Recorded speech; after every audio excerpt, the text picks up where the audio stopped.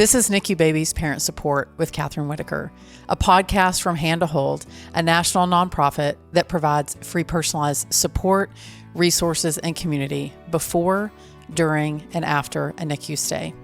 My conversations here will focus on education and personal stories with medical and hospital professionals, counselors, therapists, and NICU moms and dads from across the country. Whether you're preparing for a NICU stay, you're currently there, or you're months and years past your stay, you belong here. The NICU is hard. We're here to help. I'm your host, Catherine Whitaker, the mom of 6 children, including my very own NICU baby, and I'm so honored you're here. Hey y'all, welcome back to the podcast and welcome to a new month. It's September and you're probably rolling into a new school year, some of you.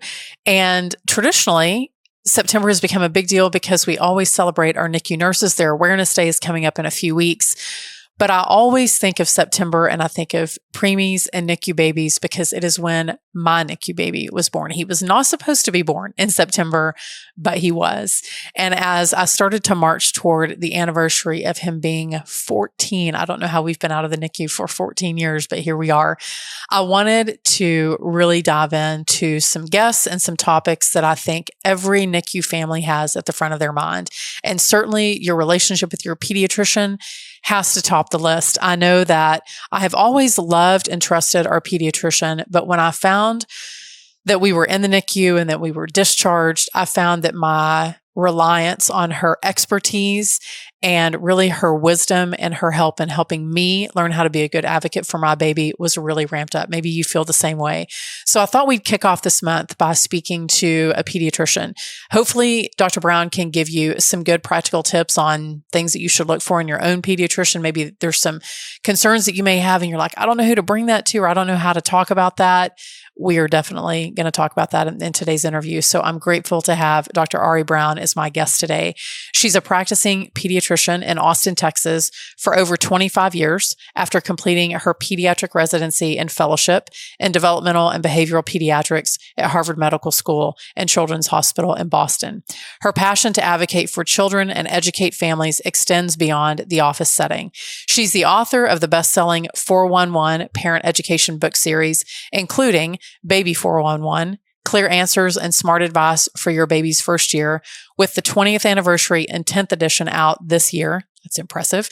Toddler 411 and Expecting 411. All those books are available where books are sold as well as on Amazon. She also hosts some online courses on newborn care and sleeping through the night. And she has appeared on numerous national news and talk shows, including NBC's Today Show, Dr. Phil, and CNN.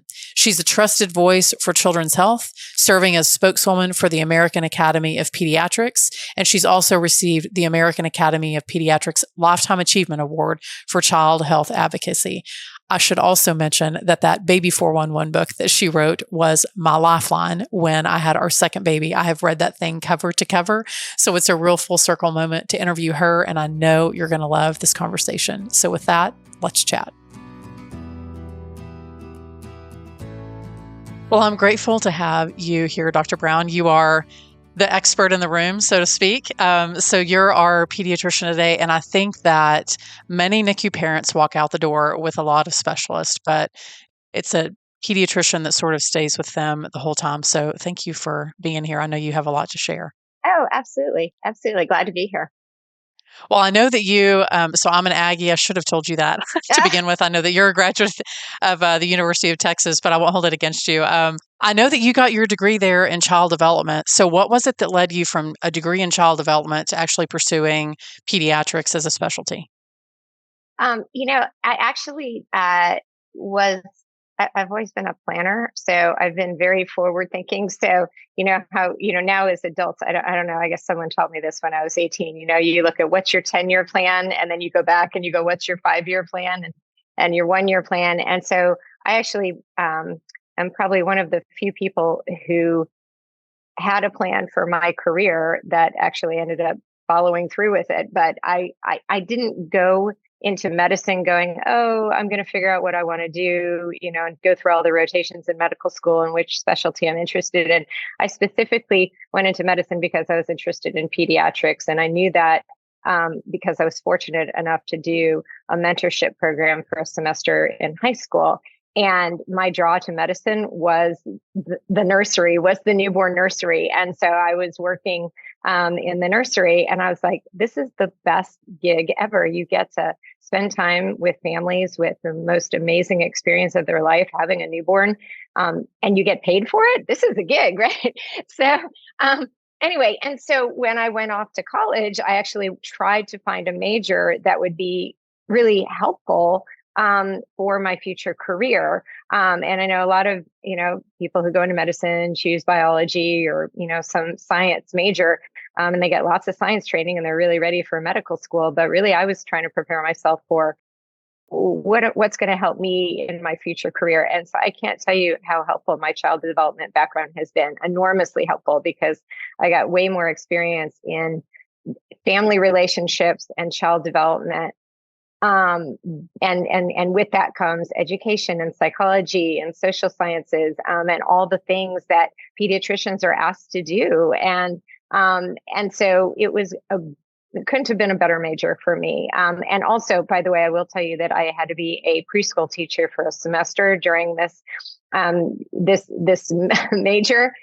And that is the hardest job ever. That is the hardest job ever. So you should get your preschool teacher a really nice Christmas present, because seriously, exhausting, more exhausting than being a pediatrician. Shout out to all the preschool teachers. We've had a few in our lifetime, and I will agree with you. I think that they're amazing.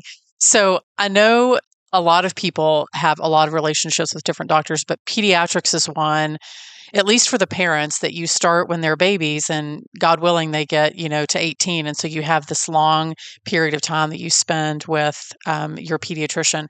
Let's first talk about, if you are a normal developing child, what should you expect from your pediatrician? And then if you find yourself with a NICU baby, what are some things that you should expect from your pediatrician? Because I know those may differ. I think that all of us come to being a parent and having a child in the healthcare system as patients ourselves. So all of us should have, I hope, a primary care doctor, and that's the person who should be the captain of your ship, right? And so you should go to your primary care doctor, whether that's a family practice doctor, an internal medicine doctor. Sometimes for us, it's an obstetrician gynecologist. But that person should be the person that you see on an annual basis, and then manage coordination of care for other specialists and other needs that you may need. And so that said, for a pediatrician, our role is not to see our kids annually, although there is a point, believe it or not, where you only see your doctor, your pediatrician once a year. But that usually rolls around when your child is 3. We see a whole lot of your baby and toddler to make sure that they're developing properly. And so we have a series of well child visits that are very standardized through the American Academy of Pediatrics, where we offer anticipatory guidance and answer questions on a whole array of things. And so that goes from nutrition to sleep, to developmental milestones and safety questions. And eventually we talk about discipline, and then school health related issues and learning related issues, and sometimes psychological issues. So we really, run the gamut of all of the things that affect your child's life and impact their health. And so for a child who is born full term, those visits, you start with a newborn follow-up at 3 to day 5 of life when they go home from the hospital. And then we do a 2-week well check, and then 2, 4, 6 months, 9, 12, 15, 18 months. So there's a lot. And then we also do our vaccination schedule at that point. So that's the well child visit. And then we also have sick visits. So when your child is ill, and those are unplanned. And then sometimes we do consults, like when your child can't figure out how to poop on the potty, we have consults for that. And these other things that come up that sometimes need a little extra hand holding. So that's, and the sick visits and the extra hand holding, that applies to all children, whether they're born on time or whether they're born prematurely. When it comes to a premature baby, usually that first visit is the day or two after you've been discharged from the NICU. And then we are, getting the baton passed to us. And we've either received a very long discharge summary from the neonatologist, or and we get a phone call also to make sure that everything that needs to be followed up is then placed in our hands to make sure that we can coordinate the care. And then sometimes that means we're going to be doing weekly weight checks. Sometimes it means we're going to be, having you follow up to be weaning off of things that you've been doing, medications and such. So we do see a lot of you all when you come home from the hospital, and we always want to make sure that all of the care issues that were identified at that time are then followed up until many of these issues resolve. So that's the good news, is you start dropping specialists and providers as your needs go down with your baby. I'm smiling because we have an amazing pediatrician. She's been a part of our family for 20 years. And when our son was born, I relied very heavily on her. She was a former attending at the Children's Hospital. So we already had this really good relationship established, but she also knew many of our specialists. I don't know how unique that is or how common that is, but maybe Dr. Brown, if there's a mom or a dad listening to this and they're thinking, okay, so either they don't have a pediatrician or they do, and they're not really sure what that relationship is going to look like as their NICU baby starts to grow and thrive. What are some things that you think make a good pediatrician, a good advocate for your NICU baby? I guess I'm thinking of maybe you've never been in this situation before and you're like, can my pediatrician do what they need to do to either get us connected to specialists or recognize things that maybe I don't recognize are concerning because I've never been in this place before? Yeah, that's a great question. So I think, and to your point, I think that depending on where you live makes a big impact on who the specialty referrals are, and does your pediatrician know these people? Living in Austin, it's been an interesting meteoric rise of our city and growth and our healthcare system. And so I wish I could say I knew all the providers that I did when I moved here 25 years ago.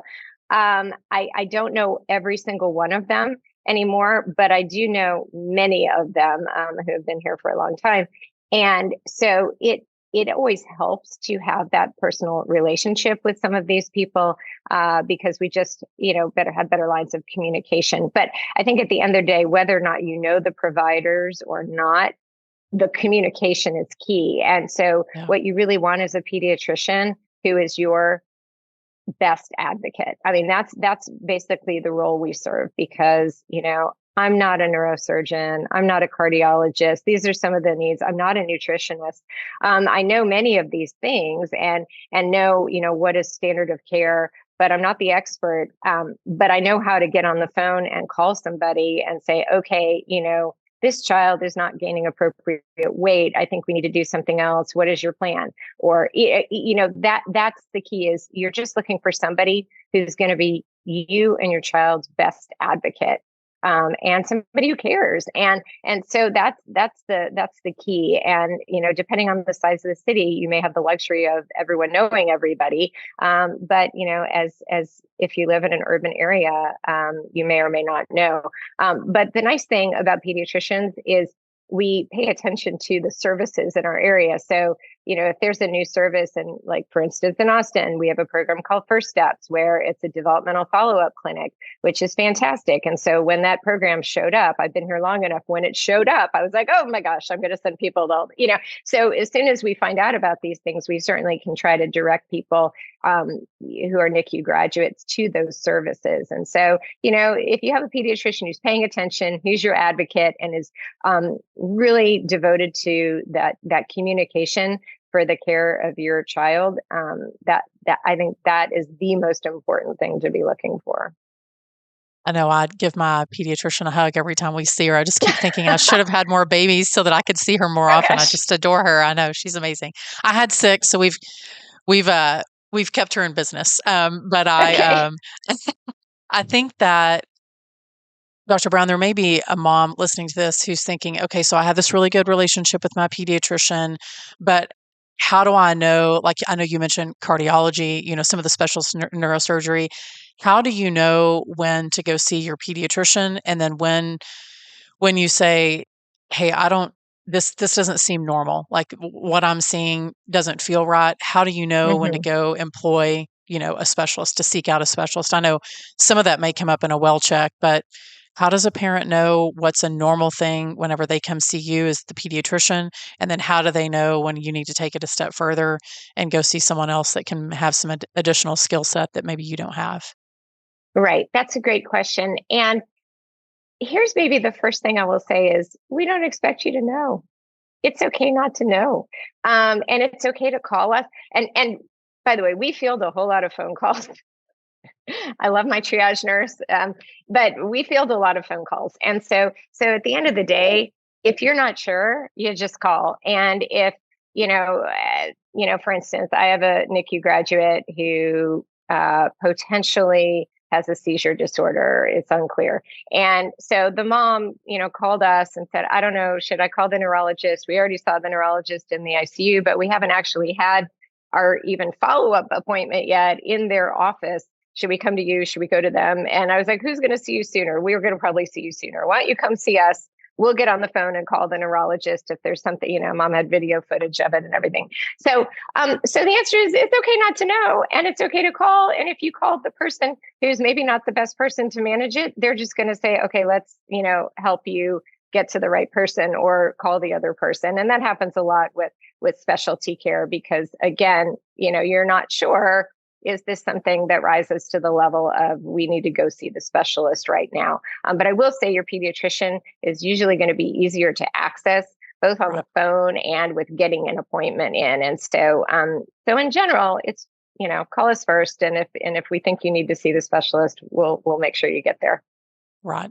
Well, I know when we had our NICU baby, it didn't bother me until I had a NICU baby, but I would start to see things like, typically developing children at age whatever do this, and at, age 6 months, they're doing this. And then when we had our NICU baby, I was like, none of those things apply. And it was really, it felt sort of like I felt like I was floating and I didn't really know what applied. I know you have some courses when it comes to newborn care and sleeping through the night. So how does a parent differentiate between, okay, so I have a 4-month-old. They've been out of my womb for 4 months, but maybe they were born 2 months early. They are not really a 4-month-old. So how do you apply what you're hearing, either reading in books or talking to with your pediatrician or maybe the internet? We'll talk about Dr. Google in a minute. And then how do you kind of look at that from a different perspective and say, but my child isn't really that old. So how do you kind of balance those two? Exactly. So when it comes to growth and developmental milestones, NICU babies, they get catch-up growth, right? And they get catch-up milestones. And we give you guys a couple of years to do that catch-up. And sometimes babies will catch up faster than we expect. And so what I always tell people is, here's what the expectation is, but your child might actually have caught up faster than what we expect. So you've got your chronological age, and then you've got your corrected age, right? And so when we talk about, so yes, I have a sleeping through the night video course that I just got out there. I have parenting books. I have baby 411 and toddler 411, expecting 411. And what I realized is people like reading, but people like watching videos too. And especially when you're up in the middle of the night feeding your baby, it's easier to watch a video, right? So I'm meeting parents where they are in the middle of the night, particularly. And so for instance, when it comes to sleep, I hate to use the word sleep training, but teaching and establishing healthy sleep habits is the goal, right? And so what we talk about is, a baby's neurologic maturity and when are they mature enough to be able to self-regulate and calm down. And so for a full-term baby, that number is really about 4 months. So when you look at your baby who was born 2 months early, we're going to say, well, you really kind of have a 2-month-old. So that 4-month number is probably not going to apply to you. However, here's the caveat and the gray zone is if your child is doing a lot of catch up, developmentally, they may be closer than you think. So you really have to check in with your pediatrician. So the answer is before you start a sleep training or, as I say, establishing healthy sleep habits, kind of take a look with your pediatrician and say, where are we? What do you think? Do you think my child is ready? And especially when it comes to sleep, it's not only about neurologic maturity, but it's also about their ability to fast for a certain number of hours. So if your baby is still needing to eat every 3 hours, they're not ready to go for a 6-hour stretch without eating. And that's another thing that you want to talk to your pediatrician about. So in general, our expectation is, what is your baby's corrected age? When you're looking at all these things online about what should my baby be doing? Should they be able to sit up yet? Should they be able to, take a ball and take it from one hand to the other? And that's a 6-month milestone, but your 6-month-old who's really a 4-month-old is probably not going to be able to do that yet. So you can take that corrected age and apply that to all these things. And then if your child is exceeding that, you can go, yay, we're doing catch-up growth. We're doing catch-up milestones, and we're actually faster than what we've expected. So yes. I'm so glad that you said that. Our NICU baby didn't sleep through the night until he was almost 4 years old. But I remember looking at, I know, it was a little, not 4 months, but 4 years. But I do remember having really long, honest conversations with our pediatrician to say, like, hey, I know the books are saying this, or I know this, but we were bouncing back and forth between hospital visits and surgeries, which I know many NICU families do that. They establish a great sleep routine, and then you get to the hospital and they mess it all up. And then you have to start all over. And so I think we found ourselves in that cycle. And there's a lot of guilt that comes with that. Like, I can't do the one thing or the two things that my baby most needs to thrive and grow.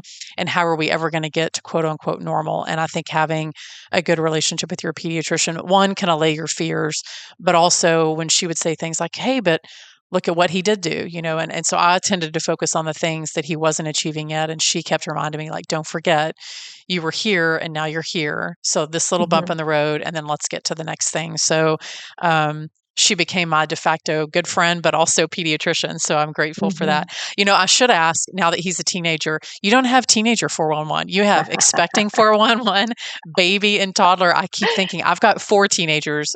You should do a teenager 411. That's what my TikTok videos are for. There you go. That's awesome. I'll make note of that. Check out Dr. Brown on TikTok. This podcast is produced by Hand to Hold, a national nonprofit, but we're more than simply a podcast. Be sure to download our app, join one of our support groups, or find one-to-one support, enjoy counseling, find loss and bereavement support, participate in a peer-to-peer mentor program, or check out our news, articles, and family stories at handtohold.org. All of that is at no cost to you. Hand to Hold's mission is to provide personalized support before, during, and after a NICU stay to help ensure that all NICU families thrive.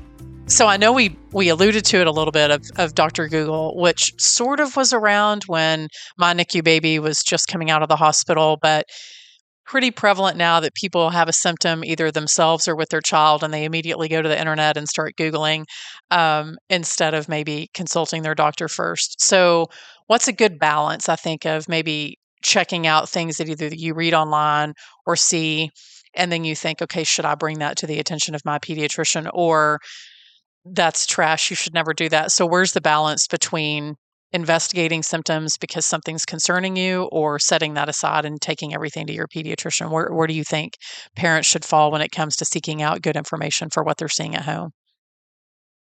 I think that's a great question. And I think it has broader implications than when it comes to healthcare.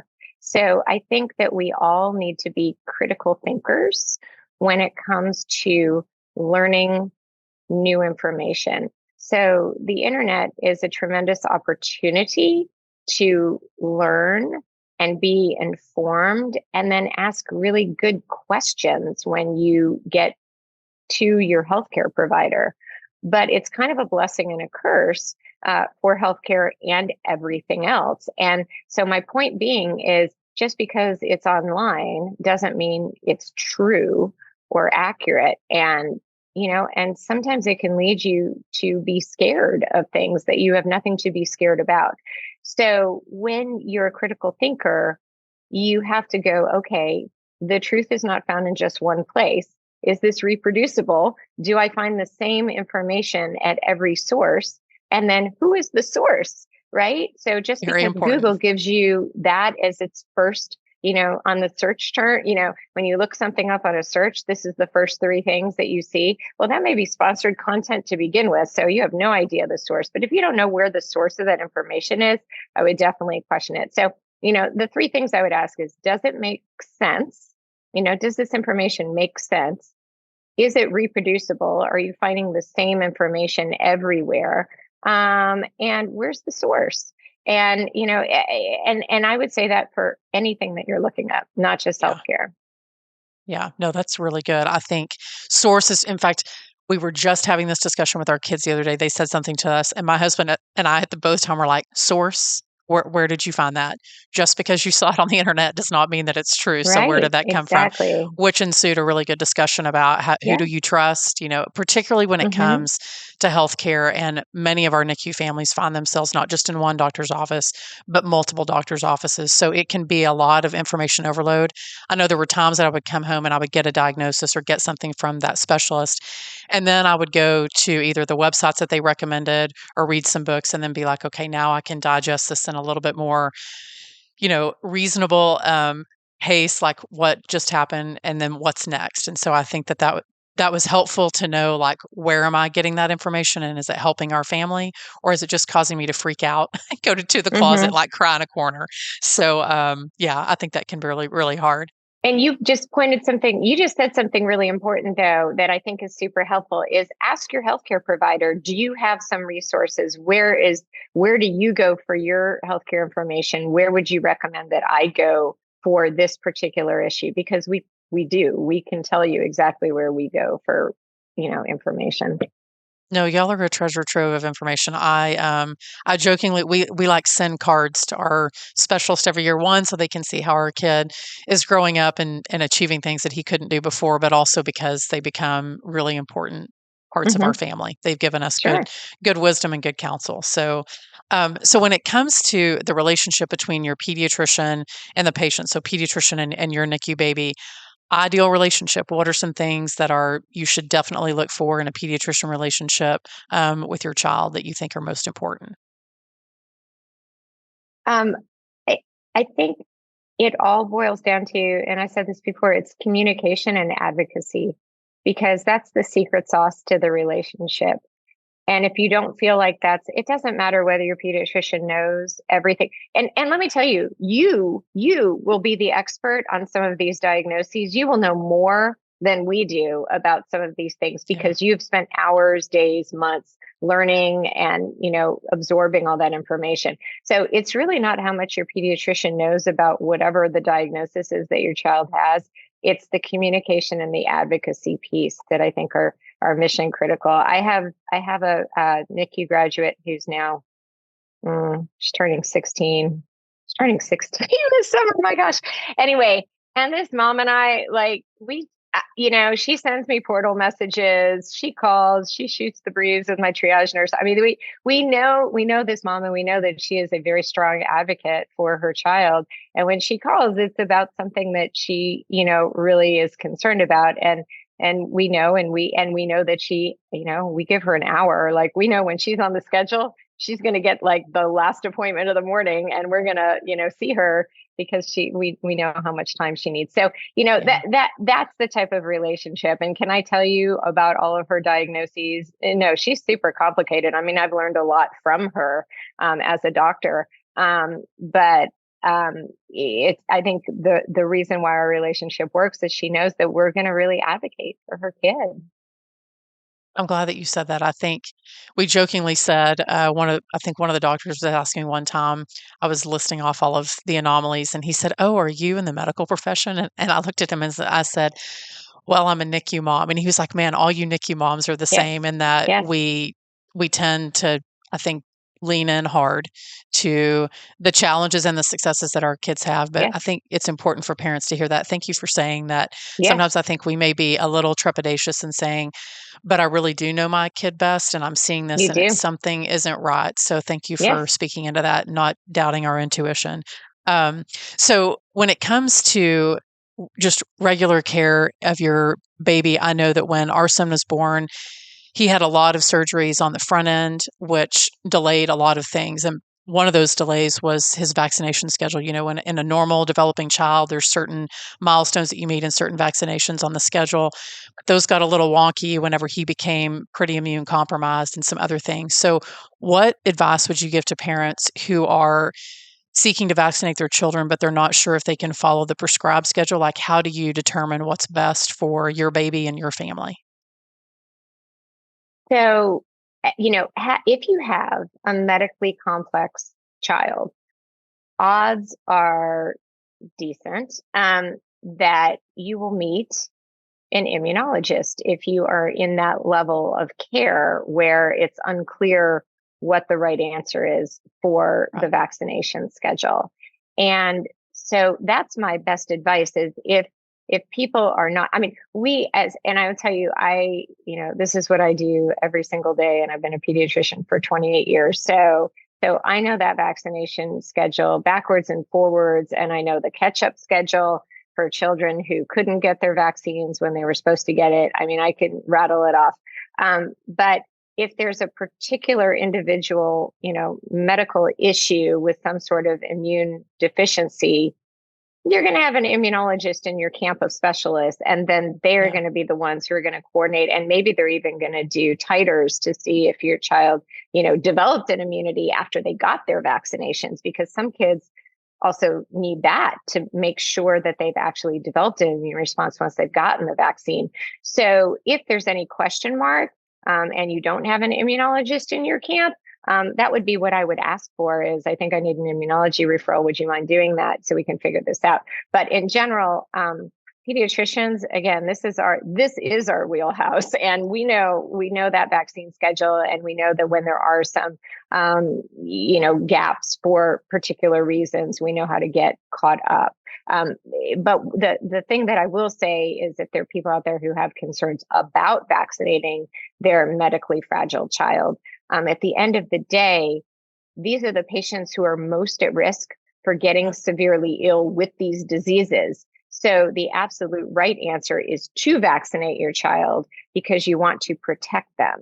And so that I cannot emphasize enough is, at the end of the day, you want to protect your child because they are more at risk for these diseases or having a more severe case of this illness if they do get it. I'm glad that you said that. I think there was one point we were trying to figure out when to do a vaccine. And so I just polled at that time. I think we had 16 specialists and talked to all of them. And they were, I know, isn't that crazy, but they were really great and giving me some good, varied perspectives, but really good advice about what we should do and how we should move forward. And I remember feeling really confident after having the ability to have that conversation with them. But I think the advice of an immunologist is really, really good advice. I mean, what's one more specialist, right? You're an expert at filling out paperwork by then. So you have these great books. So you have Expecting 411, Baby 411, Toddler 411. And then in addition to that, you have, like you said, some online courses for both newborn care and also helping your baby to sleep through the night. What do you want people to know about those books, particularly maybe if, they're in a pregnancy and things are starting to get weird, or they don't get weird until after their baby's born, but how can those be good resources, particularly for NICU parents? It's, I'm glad you brought that up. So one of the things that the first book that came out was Baby 411, and the third one that came out was Expecting. And so we kind of went backwards, kind of like Star Wars or something, went backwards in time. But we were trying to figure out when is the right time to put information about, what happens when your baby is born prematurely. Which book do we put that in? And I realized that people buy, the baby book oftentimes after the baby's born, or they don't even open it until after the baby's born. And we have so much prenatal content in there of when to, what to look for in a pediatrician and things on your prenatal tests that may impact your baby. And so that's why we ended up going backwards and doing the pregnancy book. And in the pregnancy book, we have a huge chapter on prematurity. There is a chapter on prematurity and then sections in Baby 401, because we want to kind of tease out, okay, this is what a full-term baby is going to do. If your child is premature, this is what the growth, chart is going to look like. And this is what the weight gain is going to look like. And this is what some of the breastfeeding problems are going to be, because you're probably going to be pumping for a while and blah, blah, blah. Like those things are in Baby 411. But in Expecting 411 is like, okay, you've just been told that you're delivering this, or baby early. here are the things you want to, understand, because that's when people are reading, as they're reading during pregnancy. So it's in both books, but yes, we do acknowledge that a lot of babies are born prematurely, and there's some unique issues and things that you have to face very quickly that you're not ready for, right? Yes, many things that you had no idea. That was not in the brochure. You didn't know that you were Exactly. going to do that. Um, I just want to end with this. I always ask for advice at the end, Dr. Brown. So, what's your advice to a parent who feels hypersensitive about everything that their child is encountering, and they are, I think, carrying a lot of maybe fear or anxiety with that? How do you counsel them? What would be your best advice on how to maybe overcome some of that hypersensitivity and advocating for their child to receive the care that it is that they need? So if you feel bad about asking the question, you're probably not asking the question to the right person. You should never feel bad about asking, because you have just been, I mean, you have PTSD. I mean, let's face Yep. it, you have PTSD. and Yep. and so Do. it takes a while to start to feel confident, and also kind of come to a place and go, okay, every little thing is not something I need to worry about. And by the way, all new parents on a certain level have this. It's not just That's NICU true. parents. I mean, I have a lot of new parents who are scared to death because you've never taken care of a baby before. Take aside, the medical issues that you guys have been through, but you've never taken care of a baby. It's scary, and every parent has that guilt and doubt and anxiety. So it's okay to feel that way. But hopefully, the healthcare provider or providers that you engage with give you a sense of confidence that, okay, A, your child really is okay, and B, we trust you. And if there's something, and I do say this all the time to parents, is we trust you. You know your child better than anyone else. You may not know what's wrong, but you will know something is wrong, which will make you seek care. And I'm not worried about that at all. And then as time goes on, there will be fewer things that, you worry about, because you kind of have that confidence. But if you can't have that relationship that you can ask questions, then you need to find, a better fit for you, because we expect you to be worried. We expect you to be anxious. But know that everyone gets through it. And as time goes on, you definitely become more confident. So I wish everyone the best of luck. It's a long road. I don't know if you heard the collective sigh of moms and dads for saying, "Oh, thank you for saying that." So, Dr. Brown, thank you for your excellent advice and excellent resources. We'll make sure that we link to all those in the show notes. Thank you so much for having me. And really, I wish everyone the best of luck on this journey.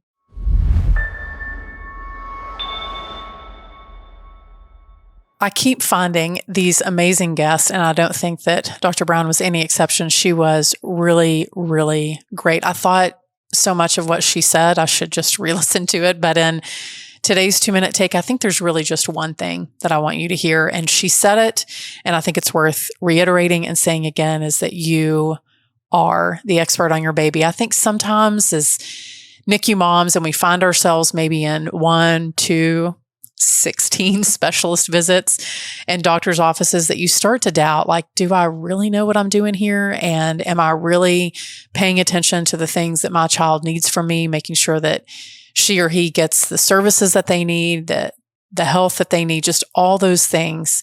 And it was really reassuring to hear from someone who's been to medical school and Lifetime Achievement Award and all those things with the American Academy of Pediatrics, to hear her very earnestly say that no one knows your baby better than you. You know when things are amiss. You know when you need, your heart just knows, like, I need to get this checked out, or this is not setting right. And I'm encouraging you to never discount your intuition as a caregiver, as a parent, that you know that baby and you are their biggest and most important advocate. I remember there was one time we were in the hospital, and I forgot which hospital stay it was, but it was intense. It was the spring. It was several months after our son was born. And I remember feeling really overwhelmed and thinking, I don't know how much longer I can do this. And I looked up, and our pediatrician came to see us. She was in the hospital for some continuing education, and she knew that we were there. and she just came by to give us a hug. And I have never felt more seen in my life. We adore her. And I think that when you're looking for a pediatrician that can serve your family best, think about the person that sees you in the hard places and then does what it is that you need them to do to be your pediatrician. Maybe the pediatrician comes to the hospital and gives you a hug. Maybe they give you some really sound advice. Maybe they pick up the phone and just listen to you when you're really struggling with something. But trusting your pediatrician is maybe the most important relationship that you will have with a medical healthcare provider for you and your NICU baby in all the years that you help them find the services and the things that it is that they need. So I'm hopeful that today's interview with Dr. Brown gave you some good insights, some good practical tips, but also some good encouragement that you were doing what it is that you need to do for your own NICU baby. And so with that, I'll see you next time. Thanks, y'all, for listening to NICU Babies Parent Support. Every parent and every experience is welcome here. If you are a NICU parent and you're finding yourself in need of support, please download our app. You can find it in the Apple Store or on Google Play, Hand to Hold. And if you love today's episode, you can share it, you can subscribe, and you can most certainly review it. We would love, love, love your reviews. It's how we reach more NICU parents. Thanks, and I'll see y'all next time.